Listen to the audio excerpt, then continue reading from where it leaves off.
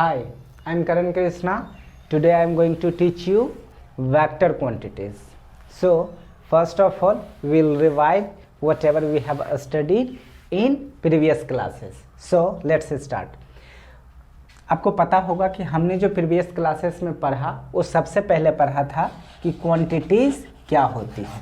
ये क्वांटिटीज़ क्या होती है इसके बारे में हमने सबसे पहले प्रीवियस क्लास में पढ़ा।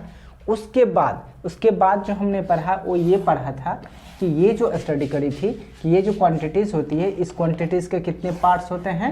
तो क्वांटिटीज़ के कितने पार्ट्स होते हैं, मेनली 2 पार्ट्स होते हैं। कौन कौन से, वो मैंने बताया था आपको क्या चीज़, non physical quantities, non physical quantities and another one is non physical quantity, another one is physical quantities, physical quantities. इतनी सारी बातें हमने इस सब के बारे में डिटेल में पढ़ा था, ठीक ना। इन सब के एग्जाम्पल किए थे, ठीक ना, और इनके बारे में बहुत अच्छे से समझे थे। इसके अलावा मैंने आपको ये भी बताया था कि ये जो फिजिकल क्वांटिटीज़ है इस फिजिकल क्वांटिटीज़ को फिजिकल क्वांटिटीज़, ये जो फिजिकल क्वांटिटीज़ है फिजिकल क्वांटिटीज़ को हम लोग कैसे लिखते हैं, वो लिखते हैं नंबर। फिजिकल क्वांटिटी को कैसे लिखते हैं, नंबर इनटू यूनिट के टर्म में। Every physical quantities can be express in the term of number into unit. यानी कि जितने भी फिजिकल क्वांटिटीज होते हैं उसको कैसे हमने सीखा था एक्सप्रेस करने के लिए, नंबर और यूनिट के साथ। अगर मैंने इसे ये बताया था, अगर इस फिजिकल क्वांटिटी, ये जो फिजिकल क्वांटिटी है आपकी, इस फिजिकल क्वांटिटी को मैंने बताया था अगर Q से डिनोट करे, किस चीज़ से डिनोट करे, Q से, और इस नंबर को अगर n से डिनोट करे तो ये n, और ये यूनिट को अगर u से डिनोट करे तो ये हो जाएगा क्या चीज़, u। यानी कि फिजिकल क्वांटिटी इक्वल टू क्या लिखेंगे, नंबर इनटू यूनिट। इस तरह से हमने क्या सीखा था कि कोई भी फिजिकल क्वांटिटी कैसे हम लोग एक्सप्रेस करते हैं, नंबर इनटू यूनिट के टर्म में। उसके बाद आपको ये पता होना चाहिए कि ये जो नंबर और यूनिट है इन दोनों को अगर एक साथ आप मिला दें तो इसको ही हम लोग क्या बोलते हैं, मैग्नीट्यूड। क्या बोलते हैं, मैग्नीट्यूड। समझ रहे हैं, ये नंबर और यूनिट दोनों को मिला देते इसको क्या बोलेंगे हम लोग, मैग्नीट्यूड। उसके साथ हमने नंबर और यूनिट इन दोनों में रिलेशन क्या सीखा था कि नंबर जो होता है ये इन्वर्सली प्रोपोर्शनल होता है किसके, यूनिट के।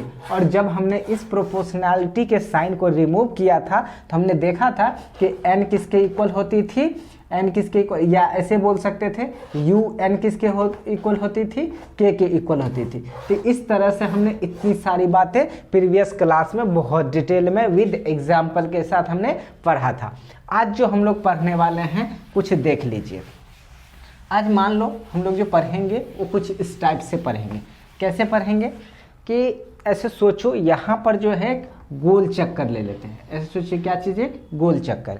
गोल चक्कर से मान लो कि फोर जो है यहाँ से रास्ते लाइंस जो है क्रॉस करता है। एक इस डायरेक्शन में, दूसरी इस डायरेक्शन में, और तीसरी इस डायरेक्शन में, और कुछ इस डायरेक्शन में। ऐसे मान लो, ऐसे सोचिए कि ये जो आपका रोड है कुछ इधर गया है, एक दूसरी रोड हम लोग ले लेते हैं जो कैसे, वो इधर गया है, ये कुछ रोड इधर जा रहा है, और अगला चीज़ हम लोग जो ले रहे हैं वो रोड का मान लो कि आप कुछ ये रोड इस तरफ चल रहा है, और अगली जो रोड है वो क्या है, कुछ इस टाइप से चल रहा है। तो ये रोड जो है इस रोड की डायरेक्शन है।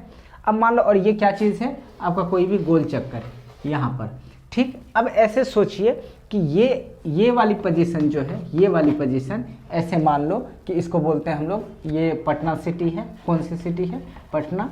ये मान लो आपकी दिल्ली, क्या चीज़ है, दिल्ली। और ये आपका, ये दिल्ली हो गया, ये आपका पटना हो गया। इसी तरह से इसको मान लो कि गया हो गया, ये क्या हो गया, गया। और इसका कुछ आप नाम ले लो, क्या नाम लोगे, मान लो कि ये गया, और ये झांसी। क्या नाम ले लेते हैं हम लोग, झांसी, झांसी, ठीक। ये क्या ले लेते हैं हम लोग, झांसी, ठीक। अब ऐसे सोचो एक आदमी यहाँ पर खड़ा है, ऐसे सोच लो यहाँ पर खड़ा है एक आदमी, यहाँ पर क्या है, एक आदमी ऐसे खड़ा है। ऐसे मान लो कि यहाँ पर एक आदमी खड़ा है। अब ये आदमी जो है आपसे, मान लो कि यहाँ किसी दूसरे आदमी से ये पूछता है, ये किसी दूसरे आदमी से पूछता है कि भाई साहब मुझे पटना जाना है, यहाँ से कितनी दूर है, तो वो सीधा सीधा आपको ऐसे बताता है कि यहाँ से ज़्यादा नहीं, मान लो ऐसे कंसीडर कर रहे हैं हम लोग, ठीक, मान लो यहाँ से कि 2 किलोमीटर है, ये बता दिया कितने किलोमीटर है, 2 किलोमीटर है, ये यहाँ से पहुँच गए यहाँ 2 किलोमीटर। यहाँ जब पहुँचता है तो फिर वहाँ एक आदमी से पूछता क्या भाई साहब यही पटना है, तो क्या बोलेगा नहीं नहीं यहाँ से तो और ज़्यादा, और यहाँ से तो 4 किलोमीटर है। तो फिर ये क्या करता है और आगे ट्रेवल करता है, यहाँ पहुँचता है। यहाँ जब जाके पूछता है फिर से कि भाई साहब क्या ये पटना है, तो वो आदमी क्या जवाब देगा, नहीं नहीं ये तो यहाँ से तो 6 किलोमीटर है, यहाँ से पटना 6 किलोमीटर है। तो फिर वहाँ जाकर के इसको दिमाग में आता है ये तो डिस्टेंस इंक्रीज करते जा रहा है, डिस्टेंस इंक्रीज करते जा रहा है, इसका मतलब है कि पटना इस डायरेक्शन में नहीं, पटना शायद पीछे ही रह गया है। फिर अगर वो पूछता है कि भाई साहब ये पटना कितनी दूर है यहाँ से, तो क्या जवाब देगा कि पटना यहाँ से 6 किलोमीटर है। लेकिन 6 किलोमीटर अगर ये इसको क्या समझ में आया, 6 किलोमीटर है मतलब क्या, ये तो इंक्रीज ही करते जा रहा है, इसका मतलब पटना किधर है, पीछे। तो ये क्या करता है, फिर से पटना यहाँ आना शुरू करता है। फिर पूछता है, यहाँ आकर के फिर से पूछता है कि भाई साहब पटना यहाँ से कितनी दूर है, तो बोलता है 2 किलोमीटर। फिर समझा कि 2 किलोमीटर बोलेगा तो 2 किलोमीटर जाए कहाँ, यहाँ से तो 4 रास्ते जा रहे हैं, एक इधर जा रहे हैं, दूसरी रास्ता इधर जा रहा है, तीसरा इधर जा रहा है, फिर इधर जा रहा है, इधर तो है नहीं, तो किधर होगा, इधर हो सकता है, इधर या इधर। लेकिन अब ये चारों में से किस रास्ते पे चले, ठीक ना, ये इसको अब ये गलती करने के बाद इसको समझ में आ गया, तभी तो ये आगे बढ़ता चला गया। अब अगर गलती से इधर आगे बढ़ जाए या इधर आगे बढ़ जाए या इधर, क्या पता इधर बढ़ेंगे इधर पटना ना हो, या इधर चले जाए इस रोड से इधर पटना ना हो। तो फिर उसके साथ साथ 2 किलोमीटर जब वो बताया तो उसके बाद फिर से ये पूछा तो भाई साहब ये 2 किलोमीटर किधर हम जाएंगे जो हम पटना पहुंच जाए, तो बोला कि भाई साहब आप इस रास्ते को पकड़ लीजिए। फिर यहाँ से जैसे ये 2 किलोमीटर ट्रेवल करता है तो मान लो ये यहाँ कहाँ पहुँच जाता है, पटना। तो इस तरह से केवल और केवल इसे जब 2 किलोमीटर बताया गया था तो ये 2 किलोमीटर से ये एक्सप्रेस नहीं कर पा रहे थे हम किसी पोजीशन की डायरेक्शन। पोजीशन मतलब पटना, पटना क्या हो गया, एक पोजीशन हो गया। इस पटना अगर पहुंचना था एग्जैक्ट, तो हम लोग ये नहीं डिसाइड कर पा रहे थे कि पटना कैसे पहुंचे, इस पोजीशन पे कैसे पहुंचे।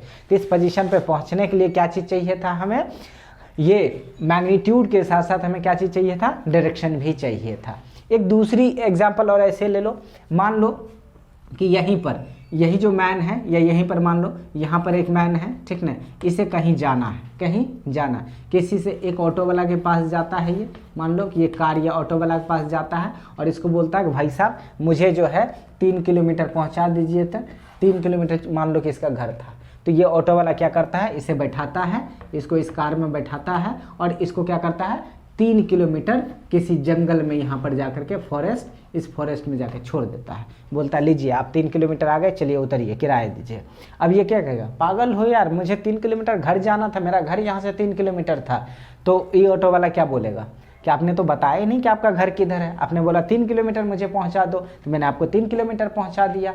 अब बताइए उसके घर की पोजीशन, यानी कि घर पे उसको अगर पहुंचना है तो सबसे पहले कि उसको 3 किलोमीटर के साथ साथ उसे ये भी बताना पड़ेगा कि आप 3 किलोमीटर इधर चलिए। अगर मान लो ये क्या चीज़ है, नॉर्थ, ये क्या है साउथ, ये क्या है ईस्ट और ये क्या है वेस्ट, इस तरह से। तो अब सोच लो कि अगर 3 किलोमीटर अगर इसको बोलता है तो 3 किलोमीटर के साथ साथ आपको क्या बोलना पड़ेगा कि हमें ईस्ट में जाना है या फिर नॉर्थ में जाना है, हमें ये इसकी डायरेक्शन भी बतानी पड़ेगी, तब जाकर के आप उस पोजीशन पे पहुंच सकते हैं। तो आपने क्या देखा, या ऐसे मान लो कि ये बहुत बड़ा सिटी है, कोई ये बहुत बड़ा सिटी है, इस तरह से ये बहुत बड़ी सिटी है। आपको ये बोल देता है कोई भी आदमी कि एक काम कीजिए आप जाइए और यहाँ ऐसे मान लो कि कोई वेल है, कोई क्या चीज़ ये वेल है, ठीक, मान लीजिए कोई कुआं है ऐसे, ठीक, कोई कुआं है, तो इस कुआं वेल समझ रहे हैं, वेल है। कोई बोलता है कि भाई साहब एक काम कीजिए आप जाइए पटना से ठीक 3 किलोमीटर की डिस्टेंस है, पटना से ठीक कितने किलोमीटर की डिस्टेंस पे, 3 किलोमीटर की डिस्टेंस पे, ठीक ना। अब वहाँ पर जो है 3 किलोमीटर के डिस्टेंस पे बहुत सारे रुपये पैसे धन ज्वेलरीज वहाँ पर जो है ज़मीन के अंदर गाड़ा हुआ है, आप ले लो, वो आप उसके हकदार हो, ठीक। तो अब ये आदमी क्या करेगा, यहाँ से पटना से चलेगा 3 किलोमीटर। अब ये पटना है, इस पटना से अब देखिए एक इधर जा सकता है 3 किलोमीटर, इधर जा सकता है 3 किलोमीटर, अब इधर जा सकता है 3 किलोमीटर, इधर भी जा सकता है, इधर भी जा सकता है, इधर भी जा सकता है। अब ये तो बताया नहीं कि किधर जाएगा, तो अब बताइए ये जो पटना है यहाँ से वो 3 किलोमीटर किधर जाए कि उसे इतना सारा का सारा जो धन है उसे मिल जाएगा? बताइए, नहीं जा सकता यहाँ पर, क्योंकि उसने केवल बोला था इस पटना से जो है 3 किलोमीटर आप जाइए और वहाँ पर जो है आपको धन मिल जाएगा सारा का सारा। अब 3 किलोमीटर वो इधर जाए, इधर जाए, इधर जाए, किधर जाए, किस डायरेक्शन में जाएगा? अब इस धन की पोजीशन को फाइंड करना है, तो इसे 3 किलोमीटर यानी कि मैग्नीट्यूड के साथ साथ इसे क्या पता होना चाहिए? डायरेक्शन भी पता होना चाहिए। तो आपने देखा कि कुछ ऐसी क्वांटिटीज़ होती है, ऐसी कुछ फिजिकल क्वांटिटीज़ होती है जिसमें डायरेक्शन के साथ साथ उसे क्या चीज़ चाहिए? डायरेक्शन के साथ साथ मैग्नीट्यूड के साथ साथ क्या चाहिए? डायरेक्शन भी उसमें होना चाहिए। अगर आप उसे केवल मैग्नीट्यूड बताते हैं तो इससे उस पोजीशन का क्लियर नहीं होता है कि हम कहाँ पर जाना है। तो यानी कि पोजीशन को अगर बताना है तो उसके साथ मैग्नीट्यूड के साथ साथ क्या चीज़ चाहिए? डायरेक्शन भी चाहिए। और ऐसे क्वांटिटी जिसमें मैग्नीट्यूड के साथ साथ डायरेक्शन भी चाहिए, ऐसे क्वांटिटी को हम लोग क्या बोलते हैं? ऐसे क्वांटिटी को हम लोग बोलते हैं ये वेक्टर क्वांटिटी। कैसे क्वांटिटी बोलते हैं? ऐसी क्वांटिटी को बोलते हैं हम लोग वेक्टर क्वांटिटी। समझ रहे हैं? जिसमें मैग्नीट्यूड मतलब बिना डायरेक्शन का अगर हम लोग जिसे रिप्रेजेंट नहीं कर सकते हैं, ऐसे क्वांटिटीज़ को हम लोग क्या बोलते हैं? ऐसे क्वांटिटीज़ को बोलते हैं वेक्टर क्वांटिटी। अब दूसरी के बारे में, कुछ ऐसी क्वांटिटीज़ होते हैं उनके बारे में सोचिए। फॉर एग्जाम्पल, मान लो कि आपको कहीं जाना है और आपको वहाँ पर टाइम से पहुँचना है। कितना पहुँचना है? टाइम से पहुँचना है। तो आप अगर कोई आदमी है, आपके पास वॉच नहीं है, तो जिसके पास वॉच है आप उससे क्या पूछोगे कि भाई साहब टाइम कितना हो रहा है? अगर आप उससे ये तो थोड़ा बोलेंगे कि भाई साहब आप बताइए तो ईस्ट डायरेक्शन में कितना बज रहा है, तो क्या बोलेगा? यार तुम्हें टाइम पूछो ना, ये ईस्ट वेस्ट क्या कर रहे हो? हा? या फिर ऐसे बोल दीजिए, किसी से बोल दीजिए, अब मान लीजिए किसी जनरल स्टोर पे चले जाइए, किराना की दुकान पे, आप उससे बोलिए कि भाई साहब हमको 5 kg राइस जो है इस नॉर्थ डायरेक्शन में दीजिए। वो दुकान वाला भी क्या बोलेगा? पागल हो गया, तुम्हें चावल चाहिए, चावल लो नहीं, ये ईस्ट वेस्ट नॉर्थ वेस्ट क्या कर रहा है? मतलब कि आपने ये जो मास है 5 kg, मतलब क्या बात कर रहे हैं हम लोग? मास। और ये जो आपने बोला क्या चीज़? टाइम क्या चीज़ है? टाइम खुद एक physical quantity, time physical quantity, mass एक फिजिकल क्वांटिटी। अब टाइम किसी से पूछने के लिए हम थोड़ा बोलते हैं कि हमको ईस्ट डायरेक्शन में बताइए, वेस्ट डायरेक्शन में बताइए कितना बज रहा है। या आप किसी से अगर हम लोग क्या ले रहे हैं, अगर मान लीजिए किसी से राइस ले रहे हैं या फिर वेजिटेबल्स ले रहे हैं, थोड़ा ये बोलते हैं कि हमको वेस्ट डायरेक्शन में बताइए कि ये जो है कितना 5 kg हमको वेस्ट डायरेक्शन में दे दीजिए, या 6 kg हमको नॉर्थ डायरेक्शन में दे दीजिए। ऐसा हम लोग थोड़ा बोलते हैं, नहीं बोलते हैं। मतलब कि मास कैसी क्वांटिटी? मास एक फिजिकल क्वांटिटी। और ये टाइम कैसी क्वांटिटी? टाइम एक कैसी क्वांटिटी बताइए? ये भी फिजिकल क्वांटिटी। तो आपसे ये बताना है कि फिजिकल क्वांटिटी, ये भी फिजिकल क्वांटिटी, बट इसे अगर आप डायरेक्शन बोलते हैं तो डायरेक्शन बोलने से ही सामने वाले को अटपटा लगता है सुनने में, और आपको भी अटपटा लग रहा होगा बोलने में, ठीक ना? तो कुछ ऐसी क्वांटिटीज होती हैं हमारे फिजिक्स में जिसे हम लोग विदाउट डायरेक्शन के ही एक्सप्रेस कर देते हैं, तो उससे कंप्लीट उसकी सेंस और मीनिंग हमें पता चल जाता है। ऐसे क्वांटिटी जिसे विदाउट डायरेक्शन का हम लोग एक्सप्रेस करते हैं और उससे कंप्लीट सेंस हमें पता चल जाता है, ऐसी क्वांटिटी का हम लोग नाम देते हैं स्केलर क्वांटिटी। क्या नाम देते हैं? Scalar quantity. तो हमें लगता है अभी जो मैंने समझाया एग्जाम्पल, इससे आपको क्लियर हो गई होगी कि कुछ ऐसी क्वांटिटीज होती हैं जिसे हम लोग विदाउट डायरेक्शन ही एक्सप्रेस करें तो उसकी कंप्लीट सेंस पता चल जाती है। वाइल कुछ ऐसी क्वांटिटीज होती है जिसमें केवल और केवल मैग्नीट्यूड बता दे और डायरेक्शन नहीं बताए, तो इससे उसकी कंप्लीट सेंस नहीं निकलती है। तो ऐसे क्वांटिटीज का आपने क्या देखा था? वेक्टर क्वांटिटी बोलते हैं। मतलब कि आप सुनिए, अब ये जो आपकी फिजिकल क्वांटिटी है, ये जो आपकी फिजिकल क्वांटिटी है, इस फिजिकल क्वांटिटी को हम लोग फिजिकल क्वांटिटीज को हम लोग कितने पार्ट्स में डिवाइड कर सकते हैं? 2 पार्ट्स में, on the basis of direction के बेसिस पे कितने पार्ट्स में डिवाइड कर सकते हैं? 2 बेसिस पे। कौन कौन से बताइए? एक तो आप बोलेंगे स्केलर, क्या चीज? स्केलर क्वांटिटीज, और अनदर वन, ये हो गया स्केलर क्वांटिटीज, और अनदर वन जो आपकी होगी वो दूसरी क्या चीज हो जाएगी आपके पास? Vector quantities. कैसी क्वांटिटीज हो जाएगी? Vector quantities. इसलिए ये दोनों क्वांटिटी अभी जो हमने डिफाइन किया, ये जो दोनों क्वांटिटी हम बता रहे हैं किस बेसिस पे बता रहे हैं, on the basis of direction. आपने देखा कि स्केलर में अगर डायरेक्शन बोल रहे हैं तो अजीब लग रहा है सुनने में, और वेक्टर में अगर डायरेक्शन नहीं बोल रहे हैं तो हमें इसमें अच्छा नहीं लग रहा है सुनने में। इसमें हम अपने पोजीशन पे नहीं पहुंच रहे हैं, डेस्टिनेशन पे हम लोग एक्चुअली नहीं पहुंच रहे। दैट्स वाई इसको रिप्रेजेंट करने के लिए, इसको एक्सप्रेस करने के लिए डायरेक्शन की जरूरत नहीं होती है। यानी कि ये जो स्केलर है, स्केलर में क्या चीज़ होगा, केवल और केवल क्या चीज़ हो जाएगा, अगर हम लोग केवल और केवल मैग्नीट्यूड बोल दे तो इससे हमारा क्या चीज़ हो जाएगा, सेंस बिल्कुल कंप्लीट क्लियर हो जाता है। वाइल ये जो हमारा वेक्टर क्वांटिटी है, इस वेक्टर क्वांटिटी को अगर हमें एक्सप्रेस करना है तो इसके लिए हमें इस मैग्नीट्यूड और मैग्नीट्यूड के साथ साथ इस मैग्नीट्यूड के साथ साथ हमें और क्या पता होना चाहिए बताइए, मैग्नीट्यूड के साथ साथ हमें डायरेक्शन भी पता होना चाहिए। लेकिन एक बात और, लेकिन इससे कंप्लीट इसका सेंस नहीं निकलेगा, इससे कंप्लीट आप नहीं पता कर सकते हैं केवल इन दोनों से कि ये वेक्टर क्वांटिटी ही है। कैसे, सुनिए। सबसे पहले तो स्केलर क्वांटिटी को जान लो, तो इसको कैसे आप डिफाइन करोगे, तो क्या बोलेंगे, those physical quantities which can be expressed without help of direction and only they have magnitude। तो कैसे डिफाइन करेंगे, those physical quantities which have magnitude only but do not have direction are called scalar quantities। For example आपने देखा अभी इसमें example में क्या ले सकते हैं बताइए, डिस्टेंस ले सकते हैं।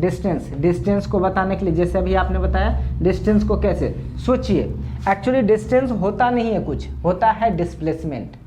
स्पीड नहीं होती है वेलोसिटी। लेकिन फिर भी इसका इस्तेमाल क्यों करते हैं डिस्टेंस का, ऐसे सोचो कि आपको मान लो कि ऐसे पता करना था कि हमें पटना से दिल्ली जाना है, तो पटना से दिल्ली जाना है तो आपको ये जानना है कि एक्चुअली मिनिमम कितना टाइम लगेगा पटना से दिल्ली जाने में, उस अनुसार से ताकि आपको क्या करना है, अरेंजमेंट करना है। तो आप सोचिए कि पटना से दिल्ली जाना है तो आपको पता करना है कि कितना टाइम लगेगा ताकि आप उसके अकॉर्डिंग आप पटना पहुंच सको, अपने जो भी प्रॉब्लम्स है उसको उसके अनुसार एडजस्टमेंट कर सको। तो इसके लिए हम लोग क्या करते हैं, ये थोड़ा पता करते हैं कि यहाँ से चले तो इतना दूर इधर चलेंगे, फिर इस डायरेक्शन में, फिर इस डायरेक्शन में, इस डायरेक्शन थोड़ा पता करते हैं हम लोग। अप्रॉक्सीमेट ये पता करते हैं कि अच्छा पटना से दिल्ली की डिस्टेंस कितनी होगी, तो बोल दिया 500 किलोमीटर। अच्छा 5 किलोमीटर है, अगर हम लोग 60 के स्पीड से चले तो अच्छा इतना टाइम लगेगा, मतलब इतना देर में हम लोग पहुंच जाएंगे। तो हम लोग केवल और केवल क्या पता करना था, टाइम पता करना था। तो टाइम पता करने के लिए हमें क्या करना है, डायरेक्शन की जरूरत नहीं थी। मतलब केवल और केवल हमें उस डेस्टिनेशन पे पहुंचने के लिए मैग्नीट्यूड पता चल जाता तो हम अंदाज़ा लगा सकते थे, हम एक गैस कर सकते थे कि हमें कितना टाइम लगेगा वहाँ पर जाने में। तो हम लोग क्या करते हैं, वहाँ पर केवल और केवल हमें हमारी नीड क्या है, उसकी मैग्नीट्यूड नीड है, और मैग्नीट्यूड को रिप्रेजेंट करने के लिए हमें कुछ ना कुछ तो चाहिए था। तो हमने क्या किया, डिस्प्लेसमेंट को जो है, सोचे कि अगर इसका मैग्नीट्यूड केवल पता करना हो तो क्या नाम देंगे, तो उसका नाम दे दिया हमने क्या चीज़, डिस्टेंस। That's clear. तो डिस्टेंस किस चीज़ को रिप्रेजेंट करता है, केवल और केवल मैग्नीट्यूड को। इसमें डायरेक्शन की रिप्रेजेंट करने की जरूरत नहीं होती। जैसे आपसे पूछा गया कि पटना यहाँ से कितनी दूर है, तो सीधा बोल देंगे 500 किलोमीटर। उसके थोड़ा बताने की जरूरत है कि इस डायरेक्शन में 1500 किलोमीटर है। हाँ, पहुँचेंगे किधर से, किस डायरेक्शन में जाएंगे, जो वहाँ पहुँचेंगे तब जाके, यानी उसकी पोजीशन बताने के लिए आपको डायरेक्शन की ज़रूरत है। तो डिस्टेंस हो गया। सिमिलरली स्पीड बोल सकते हैं, इसको तो आप 9th से ही पढ़ते आ रहे हैं, स्पीड बोल सकते हैं। और क्या क्या बोलिएगा बताइए, क्या नाम है, टाइम हो गया, क्या चीज़, टाइम अभी आप पढ़ चुके हैं। टाइम पूछने के लिए थोड़ा बोलते हैं कि इस डायरेक्शन में हमको बताइए कितना बज रहा है। टाइम के साथ साथ और क्या बता सकते हैं आप लोग, बताइए। टाइम हो गया, मास ले सकते हैं, मास हो गया। उसके बाद वर्क हो गया, वर्क ऐसी क्वांटिटी है, तो बताइए अगर आपको कोई काम करना है तो थोड़ा आप उससे पूछेंगे कि बताइए हम इस डायरेक्शन में कितना आपका काम करें, वो सीधा सीधा बोलता है कि इस मकान को बना देना है, ठीक, आप इसे बना दीजिए, 2 घंटा लगे 4 घंटा लगे। ये थोड़ा बोलता है कि किधर किधर जा करके बनाना है, सीधा बोलता है मकान बनाना है, जगह बता दिया यहाँ बनाना है, मकान बना देना, उतना देर में वो काम ख़त्म कर लेना है। बात समझ रहे हैं? तो ये हो गया डिस्टेंस, स्पीड, टाइम।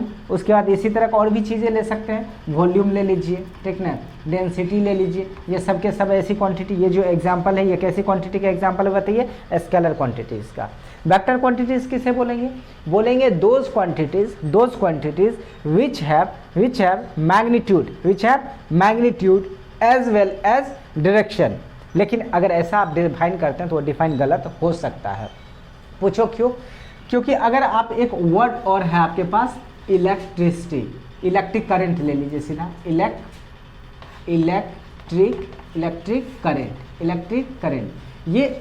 करंट। ये जो इलेक्ट्रिक करंट ऐसी फिजिकल क्वांटिटी होती है जिसमें मैग्नीट्यूड और प्लस, इस मैग्नीट्यूड प्लस डायरेक्शन दोनों के दोनों होता है। मैग्नीट्यूड प्लस डायरेक्शन इसमें दोनों के दोनों होता है, मैग्नीट्यूड भी होता है और डायरेक्शन भी इसमें होता है। तो क्या आपको तो इसको क्या बोल देना चाहिए? इसको तब तक वेक्टर क्वांटिटी बोल देना चाहिए, ये भी वेक्टर क्वांटिटी होगा, क्योंकि आपके डेफिनेशन के मुताबिक तो जिसमें मैग्नीट्यूड हो डायरेक्शन हो उसे क्या बोलते हैं? वेक्टर क्वांटिटी बोलते हैं। फिर तो इसे वेक्टर क्वांटिटी बोलना चाहिए। बट आप जानते हो कि ये वेक्टर क्वांटिटी नहीं है, ये वेक्टर क्वांटिटी नहीं है। क्यों? क्योंकि ये जो वेक्टर एडिशन जो है, वेक्टर एडिशन जो आगे जाकर पढ़ेंगे नेक्स्ट लेक्चर में, ये जो वेक्टर एडिशन है, वेक्टर एडिशन के रूल को ये फॉलो नहीं करता है। तो इसलिए अगर वेक्टर क्वांटिटी को हमें डिफाइन करना है तो आपको इंपॉर्टेंट हो जाता है बोलना। और डिफाइन करने के लिए आप कैसे बोलेंगे? Those physical quantities which have both magnitude as well as direction and obey the rule of vector algebra or vector addition of triangular law of vector addition and parallelogram law of vector addition. Then these physical quantities are called vector quantities. इन कैसे define करेंगे? Those quantities से magnitude plus direction भी होनी चाहिए और साथ में vector addition को हम लोग दो लॉ से ऐड करेंगे, triangular law of vector addition से और दूसरी parallelogram law of vector addition से। तो इन दोनों लॉ को, वेक्टर एडिशन को क्या करना चाहिए? फॉलो करना चाहिए। तब जाकर के हम लोग इसको क्या बोलेंगे? Vector quantity. तो हमें लग रहा है कि अब वेक्टर क्वांटिटी और स्केलर क्वांटिटी दोनों को समझने में प्रॉब्लम आपको नहीं होनी चाहिए।